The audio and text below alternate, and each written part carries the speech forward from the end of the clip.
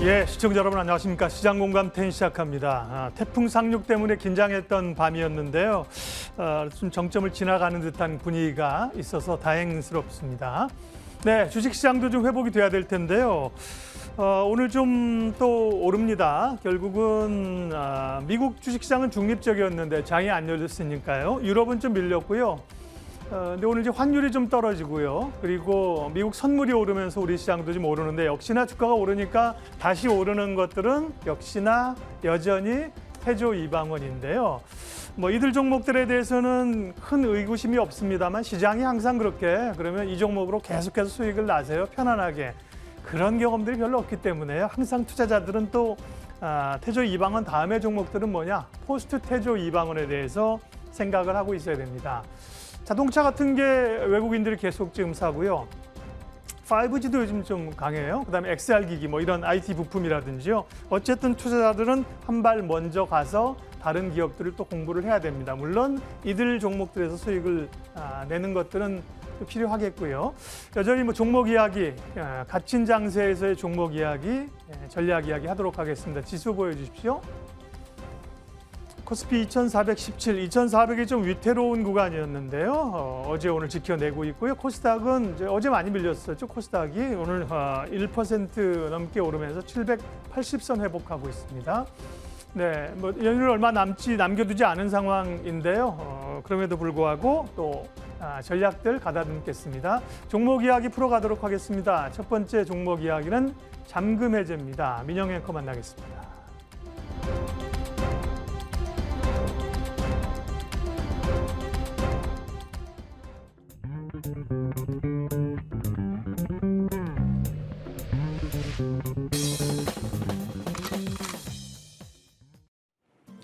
어제 코스닥의 하락이 억울했었나 봅니다. 일단 오늘은 강하게 좀 되돌리는 시도를 보여주고 있어요. 1% 이상 올라갑니다. 다만 지금 한 10분 사이에 코스피, 코스닥 모두 다 상승 탄력 조금 둔화되면서 대형주들이 일부 상승분을 살짝 반납하고 있다는 점 지켜봐야 되는 포인트가 되겠습니다. 자, 이런 전체적인 시장 분위기와 함께 특징주에 대한 전략 그리고 비밀을 풀어볼 종목들까지 공개합니다. 잠금 해제 오늘 박근영 부장과 함께합니다. 부장님 안녕하세요. 네, 안녕하십니까? 네, 부장님과 일단 전체 시장 분위기를 먼저 살짝 보겠습니다. 머니맵 열어보도록 하죠.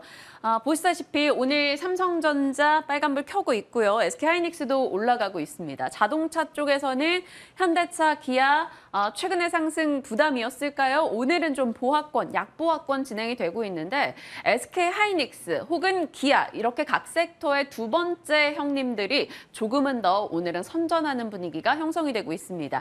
그 밖에 뭐 종목들 본다면 유가가 올라간 영향일까요? SK이노베이션 그리고 SOL이 조금 강세 움직임 나타나고 있고요. 부장님 쪽에 조선주 한번 짚어주시겠어요? 네, 이쪽에 네, 이 현대중공업은 약보합입니다만 이 현대미포조선, 삼성중공업 이쪽은 또 강세이고요. 조선기자재 쪽도 올라갑니다.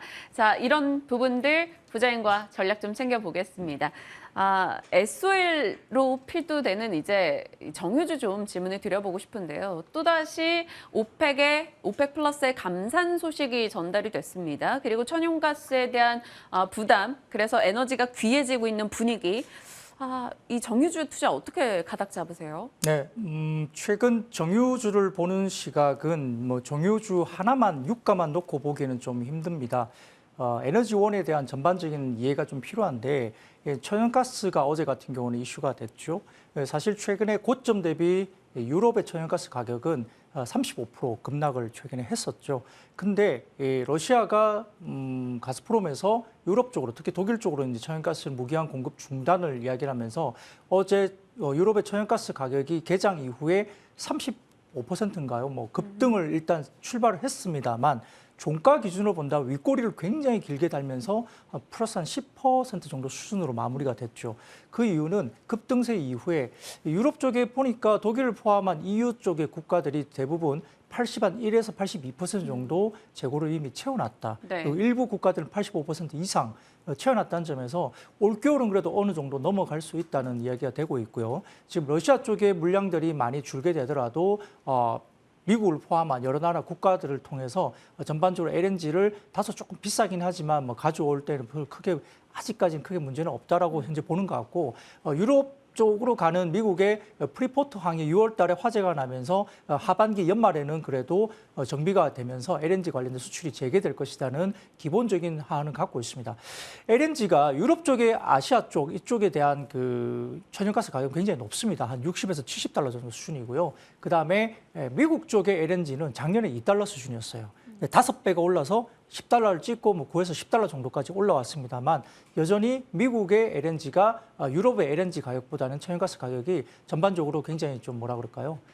6에서 7배 정도 싸죠. 미국 네. 쪽이. 그러니까 배로 운반을 하는 비용이 상당히 높긴 하겠지만 그래도 유럽 쪽은 미국 쪽에서 LNG를 갖고 오는 가능성이 있기 때문에 미국은 상당히 쾌재를 부르고 있습니다. 이제 러시아 사태 때문에 자국의 LNG를 잘 팔 수 있으니까. 그래서 미국 쪽도 굉장히 좋은 분위기고 이런데 결국은 이렇게 천연가스 가격이 비싸면 어떻게 될까요? 결국은 가스 투 오일 스위치. 그러니까 오일 쪽으로 결국 넘어갈 수밖에 없어요. 천연가스 가격을 여러 가지 열량으로 비교 환산한다면은 결국은 오일과 관련된 정유 관련된 쪽으로 환산하면 한 400달러 정도 수준까지로 천연가스 가격이 올랐죠. 그러면 기본적으로 전통 에너지원으로 갈 수밖에 없는 수준으로 네. 가기 때문에 유가가 이제 조금 하방 경직성이 생길 수 있습니다. 다만 어제 이제 오펙 플러스에서 10만 배럴 정도의 감산이 나왔지만 사실은 큰 규모가 아닙니다.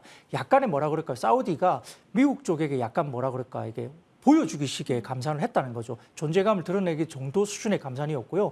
러시아 쪽은 그 천연가스 관련된 수출이 전반적인 에너지원 수출 중에 15% 정도밖에 안 되고 원유가 85%입니다. 그러니까 15% 정도밖에 안 되는 천연가스 가지고는 조금 장난을 칠 수 있죠. 근데 원유 가지고는 장난치기는 좀 힘들어요. 1,000만 배럴에서 생산해가지고 700만 배럴 정도 수출하던 회사 그 나라였기 때문에 이것에 관련 가격 상한제라든지 관련된 수출 관련된 지표가 꺾이게 되면 러시아 쪽도 상당히 타격을 받을 수 있는 가능성이 있기 때문에 네. 이 감산 관련해서는 굉장히 보수적인 상태입니다. 그렇기 때문에 10만 배럴 감산은 특히 그렇게 크게 충격을 받지 않는다는 점에서 유가가 급등하지 못했다는 점이고요. 다만 지금 이란과 관련된 핵 협상이 마무리가 된다면 이란이 일간 130만 배럴을 추가적으로 시장에 공급할 수 있습니다. 그렇게 되면 오펙 플러스의 10만 배럴 감산은 크게 영향이 없이 미미할 가능성이 크다. 그래서 에너지원에 대한 부분들도 상방에 대한 부분들이 다소 제한적일 거고 글로벌 경제에 대한 우려가 있기 때문에 오히려 수요 위축과 관련된 부분이 있어서 상방에 대한 에너지원에 대한 부분들이 세게 못 가는 부분이기 때문에 다소 좀 이런 부분들을 좀 보수적으로 현재는 접근할 필요가 있겠습니다. S-오일 일단 상단에 제한될 만한 이슈가 있기 때문에 그를 좀 감안해서 전략을 짜봐야 될 것 같습니다. 조선주 볼게요. 어찌됐건 LNG 이슈가 부각되고 천연가스 이슈가 부각될 때마다 뭐 조선과 조선기자재 그러니까 본행제와 피팅까지 줄줄이 관심을 계속 받고는 있거든요. 하지만 올해 계속 관심권에 있었다라는 것에서 사람들은 이제 조금 배제하려는 움직임도 보여요. 부장님 어떠세요? 네, 뭐 시세를 냈기 때문에 이제 신규로 따라가기가 다소 좀 부담스러운 과언이고요. 그다음에 사실 항상 이렇게 주가가 오르다 보면은 이제 업황에 대한 피크아웃 논란이 있을 수 있습니다. 특히 해운주 같은 경우도 보면은 지금 상하이 컨테이너선 운임 지수가 5,000포인트를 이상 넘었다가 최근에 고점 대비 44%나 급락을 하고 있고요. 여기에 따라서 결국은 경기에 관련된 이슈가 부각이 되면서 해운주도 뭐 많이 빠졌다. 그리고 실적 대비 싸다고는 하지만 피크아웃 논란 때문에 저퍼에서 못 벗어나고 있는 모습들이 현재 보입니다. 그러기 때문에 이 조선업종 같은 경우도 이제 다소 LNG 관련된 신조선 관련된 어떤 그 계약, 물량들 이런 부분들이 사실 공시가 계속 나오고 있어서요. 금일 같은 경우도 지금 LNG선 추가 수주 관련된 계약 공시가 나오면서 일부 종목이 좀 움직이고 있는 모습이 보이죠. 그래서 뭐 현대미포조선이나 삼성중공업, 신조선 관련된 지금 수주 계약건이 들리고 또 신조선가 같은 경우는 21개월째 계속적으로 상승하고 있습니다. 그러니까 가격이 올라가고 있고요. LNG선 관련해서는 아까 말씀드린 대로 러시아산을 못 받으니까 그러죠. PNG 관련된 부분들을 유럽이 받다가 LNG 관련된 부분으로 배로 실어야 되는데 이러한 LNG 관련된 운반선이라든지 이런 부분들에 대한 발주가 좀 더 이어질 수 있다 보고 있고 카타르 발주도 이제 그런 관점에서 봐야 되겠죠. 그래서 LNG는 고부가가치 관련된 선박이기 때문에 국내 조선사들이 잘하고 있는 그리고 거의 독점하다시피 하는 영역이기 때문에 이런 부분들이 반영이 되고 있습니다. 그래서 조선주들이 해운주보다는 조금 더 좋은 모습을 보일 수 있는 부분인데 다만 이제 그런 것들에 대한 부분들이 실적에 반영이 되고 있고 또한 뭐 시장에서 과연 과거에 조선주가 PBR 1.5배 이상 올라가게 되면 네. 다소 조금은 밴드 상단에서 물량 출회가 됐다는 점도 다소 좀 우리가 약간 기술적인 부분도 좀 고려를 해야 되기 때문에 뭐 조선 수주 관련된 LNG 선박 수주 관련된 뉴스가 나온다면 주가는 좀 더 갈 겁니다. 그리고 계속 수주 발주 관련된 부분들은 나올 수 있는 환경이에요. 발주가 많아지니까. 근데 어쨌든 약간 밸류에이션 부분에 대한 부분들이 조금 더 올라가면 올라갈수록 조금 더 이제 체크를 해야 되는 부분도 있다 말씀드리겠습니다. 그렇다면 뭐 뉴스 타고 해서 이익이 날 때 뭐 좀 챙겨가는 전략으로 삼고 있어야겠네요. 근데 기술적인 뭐 오버슈팅이 나온다고 하면 약간 기술적인 부분에서는 약간의 뭐 비중을 좀 줄여보는 것도 나쁘지 않고요. 일절도 굉장히 괜찮은 자리라 볼 수 있습니다. 네. 전반적인 시장 분위기를 좀 둘러싸고 있는 섹터, 그 대표 종목들에 대한 전략을 챙겨봤고요. 이제 부장께서 픽한 종목 보겠습니다. 잔금 해제 종목은 하나솔루션 되겠습니다. 부족할수록 좋다. 무엇이 부족하고 그게 왜 좋은지 이야기 풀어가죠. 첫 번째 포인트 열어보면요. 글로벌 전력 부족. 지금 신재생이 계속 주목받았던 것은 어찌됐건 이 전력난을 해소하는 데 대안점이 되고 있다라는 거였습니다. 그 가운데서 하나솔루션의 역할에 대해서 살펴야 되는 거죠. 네, 뭐 주가가 많이 올라와서 뭐 이 자리에서 하나솔루션을 이야기하느냐라고 이제 보고 계신 분들은 말씀 주실 수 있는데요. 있죠, 네. 조금 더 룸은 분명히 있는 것 같습니다. 이건 태양광과 관련된 구조적인 성장이 이제 시작됐기 때문이고요. 물론 일정 부분 반영이 된 부분도 있고 다만 아직까지 뭐 완전히 반영됐다기보다는 좀 더 업황이 상당히 강하게 치고 올라온다는 부분에서는 다소 조금 더 갈 수 있다는 부분을 좀 먼저 말씀을 드리겠습니다. 신규 유입 같은 경우는 다소 좀 부담스러울 수 있고요. 기존에 갖고 계신 분들은 좀 더 끌고 가자는 의미인데 사실 8월에 태양광 전지 모듈 패널 구성으로 본다면 수출 가격이 킬로그램당 7.8달러 그러니까 전월비로도 3% 넘게 올라가고 있습니다. 5월 이후에 4개월 연속 가격 상승을 계속 진행 중에 있고요. 6월부터 수출 물량이나 가격이 크게 증가하고 있고 7월 이후에도 계속 상승세가 이어지고 있습니다. 2022년 태양광 전지 수출 금액이 88%가 이제 국내에서는 충북에서 이제 진천이나 음성 쪽에서 이루어지고 있는데 네. 대부분 이 부분에서 3개월 기준으로 96%가 해당 지역에서 발생한다고 보면 됩니다. 그게 하면 공장이 그쪽에 있기 때문이고요. 따라서 이제 해당 지역의 하나 큐셀에 국내 공장이 위치했기 때문에 현재 4.5기가와트의 태양광 셀이나 모듈 생산 능력을 갖추고 있는데 압도적인 하나 큐셀의 비중을 감안한다면 국내 수출 실적의 대부분이 하나솔루션 손익에 귀속될 것을 볼 수 있기 때문에 네. 이 부분의 지표가 상당히 중요합니다. 1분기 수출 단가는 킬로그램당 5.2달러 정도에 불과했는데 아까 말씀드린 대로 5월에도 5.2달러 그리고 6월에는 7달러 수준까지 전 월비 36% 급증한 이후에 아까 말씀드렸던 7월에 8월이죠. 8월에 7.8달러까지 급증세가 보이고 있어서 계속적으로 모듈 관련된 부분이 올라오고 있는 부분입니다. 이 가격이 올라간다라는 게 결국 P가 올라간다라는 거예요. 5.2에서 네, 7.8. 그런데 맞습니다. P가 올라가는 것 이상으로 Q도 증가를 하는 게 사실 신재생한테는 가장 큰 모멘텀 아닌가요? 맞습니다. P가 올라가는 것은 제가 지금 설명드리고 있는 부분이고요. Q는 당연히 올라가겠죠. 지금 상반기 기준 미국의 태양광 설치도 약 20% 정도 지연이 됐기 때문에 네. 이번에 인플레 방지법이 되면서 기본적인 캐파 증설과 더불어서 추가적으로 상반기에 지연됐던 20% 물량이 하반기부터 본격화됩니다. 그렇기 때문에 기본적으로 지금 중국도 마찬가지겠지만 미국 쪽에 관련된 부분들이 상당히 많이 올라오고 있고 유럽도 마찬가지입니다. 그래서 지금 2분기 평균이 5.7달러 정도 수준의 모듈이 불과했지만 현재까지 3분기 평균은 7.8달러, 그러니까 전분기 대비 36%나 P가 올라가고 있죠. 여기에 따라서 원재료 가격 강세도 일단 폴리실리콘이 좀 올라온다 볼 수 있겠지만은 수출 단가로 짐작해 볼 수 있는 판가 상승은 충분히 이를 원재료 상승분을 상회하는 부분이기 때문에 실적단이 좋아진다 볼 수 있습니다. 그래서 3분기부터 본격적인 수익성이 좀 더 좋아지는 부분인데요. 근데 한 가지가 있죠. 이 블룸버그 통신에 따르면은 폴리실리콘 관련된 추정치가 나와 있는데요. 네. 이게 오시아와 그 지금 하나솔루션의 약간의 주가가 같은 태양광인데 엇갈리는 부분들은 실적에 대해서 이야기 될 수 있는데요.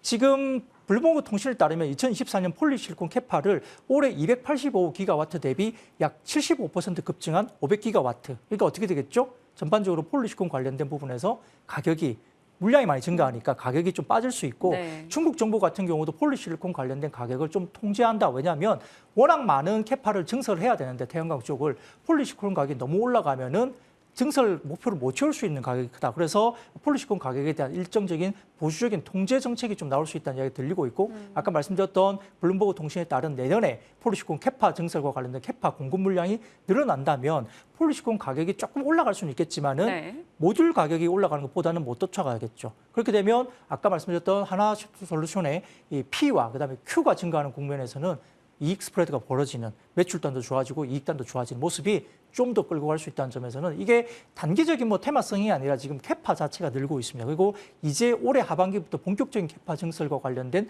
물량들이 늘은다는 점에서는 글로벌리 지금 러시아에서 촉발된 에너지원에 대한 패러다임이 어쨌든 신재생 쪽에 빠른 시간적인 촉발을 이룬다는 점에서는 결국 뭐 풍력이나 다른 것보다는 사실은 원자력보다도 태양광이 굉장히 빠르게 설치가 됩니다. 그렇기 때문에 태양광 관련된 부분에서 좀 더 빠른 설치가 캐파가 늘은다는 점에서는 P와 Q와 동시에 올라간다는 점에서 네. 하나솔루션은 좀 더 끌고 갈 수 있는 모습이 아닐까 싶고요.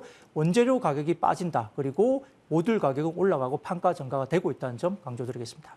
폴리실리콘을 가져다가 셀과 모듈을 만드는 것이기 때문에 하나솔루션, 현대에너지솔루션 입장에서는 폴리실리콘 가격이 낮을수록 좋습니다. 근데 그 부분에 대해서 좀 긍정적인 포인트가 잡힌 거고요. 하나솔루션 저희에게 제시해 주신 가격은 6만 원 설정해 주셨습니다. 오늘 53,600원이니까 한 6만 원권 좀 더 높은 파이를 주신 거기 때문에 저희 지켜보면서 대응해 가도록 하죠. 자, 첫 번째 종목은 하나솔루션이었습니다. 시장에 관심을 많이 받고 있는 종목인데 두 번째 종목도 관심 가득 받고 있는 종목이죠. 확인해 보시죠. LG이노텍, 역사적 저점, 애플에 거는 기대. 부장님, 이번 주 목요일인가요? 그때 네. 애플 또 신제품이 등장을 하게 될 텐데 네. 그 포인트 잡고 많은 분들이 이미 사셨을 거예요. 네. 이미 샀는데 꼭 왠지 지금 시장에서는 그 뉴스 나오기 전에 팔아야 되는 거 아닌가 이런 생각이 들잖아요. 네, 뭐 그럴 수 있는데 사실 올라간 게 없어서 뭐 오늘 같은 경우도 약간 조정을 받고 있는 모습이라서 약간 아쉬운 부분이 있는데요. 사실 지금 2, 3분기 놓고 보면은 IT 부품, 특히 스마트폰 관련된 출하량이 상당히 좋지 못합니다. 글로벌리 좋지 못하고요. 그다음에 6월 달인가요? 그때 스마트폰 출하량이 글로벌리 16% 빠졌고요. 월별로 단위로 보더라도 지금 전년비 대비해서 7월 달도 또다시 16% 빠졌습니다. 출하량이 이렇게 빠지면 어떻게 되냐면 IT 부품에 대한 재고가 소진되기 전까지는 부품사가 별로 좋지 못할 가능성이 크죠. 삼성전기도 거기에서 뭐 벗어날 수 없는데 오늘은 삼성전기가 그래도 올라가고 있는 모습이 보입니다. MLCC 관련된 뭐 모습들이 좀 두각을 나타내면서 약간 모멘텀을 받고 있는 것 같고 밸류에이션도 싸기 때문에 좀 올라오는데 LG노텍이나 이런 쪽은 사실은 이번에 아이폰 관련된 출하 관련해서 다소 좀 주가가 좀 뭐 생각보다 못 올라가고 있는 모습이 좀 아쉽죠. 근데 실적단 관련해서는 크게 문제는 없을 것 같고요. 지금 일부 뭐 국내 증권사 같은 경우는 아이폰 14 시리즈가 아마 13 시리즈보다 출하량이 10에서 15% 정도 늘 것이다 추정하는 곳도 있고 어떤 증권사 같은 경우는 전작 대비 7% 정도 출하량이 낮추어진다 하더라도 실적단은 우상향이 그려진다라고 분석을 하고 있습니다.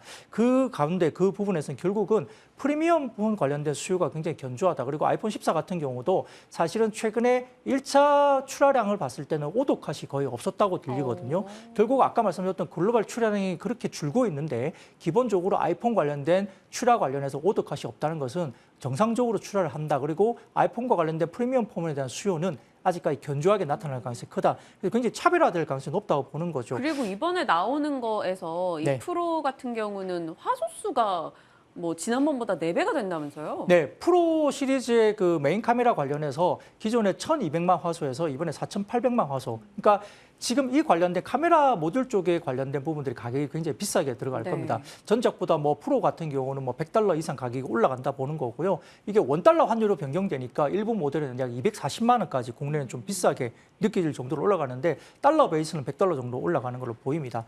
그런데 이 부분에서 연말까지 출하량이 9천만 대 정도 수준으로 전작을 넘어설 것으로 기본적으로는 베이스를 보고 있고 저희가 오더컷이 없는 걸로 확인됐다 말씀드렸기 때문에 중국 시장에서 지금 프리미엄 폰과 관련된 아이폰 수요는 굉장히 견조할 것으로 보이고 있고 글로벌 출하도 상당히 괜찮을 것으로 보입니다. 그럼 거기서 LG이노텍 역할은요?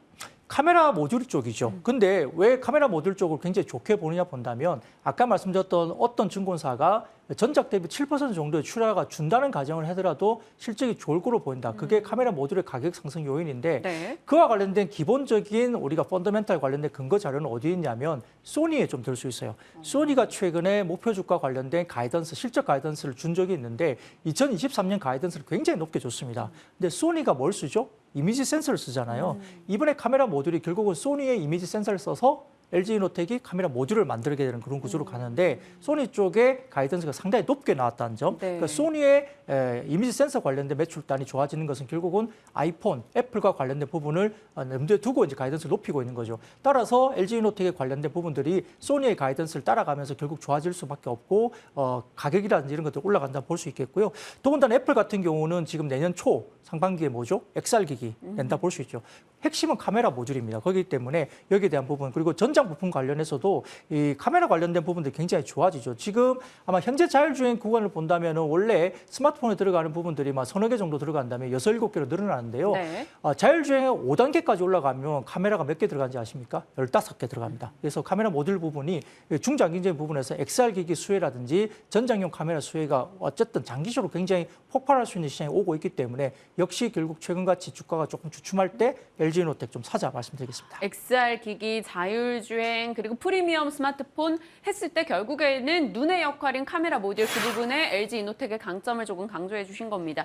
많이 저평가돼 있다라고 얘기하셨는데 오늘은 33만 4천 원 진행이 돼요. 가격 설정 어떻게 하십니까? 네, 최근에 뭐 스마트폰 출하 관련된 우려가 좀 점쳐지면서 현재 밸류에이션이 7배 정도 수준입니다. 역사적 저점 밸류에이션 거래가 되고 있다는 점에서 상당히 조금 더 올라가야 된다는 부분은 분명히 있고요. 최근에 아이폰 출하 관련된 부분에서 실적 관련해서 주가가 크게 영향을 거의 안 받았습니다. 그렇기 때문에 뭐 현재 구간부터 모아가는 것도 충분히 가능하다 볼 수 있겠고요. 목표 주가는 1차 목표가 45만 원. 뭐 저보다 굉장히 높게 이야기하는 뭐 타겟 프라이스가 굉장히 많이 나와 있습니다만 1차 마디지수 45만 원까지 그리고 손절가는 32만 원 제시해드리겠습니다. LG이노텍 4545 저희 기억하겠습니다. 45만 원 지켜보죠. 자, IBK 투자증권 박근영 부장님과 전략 챙겼습니다. 고맙습니다. 네, 감사합니다.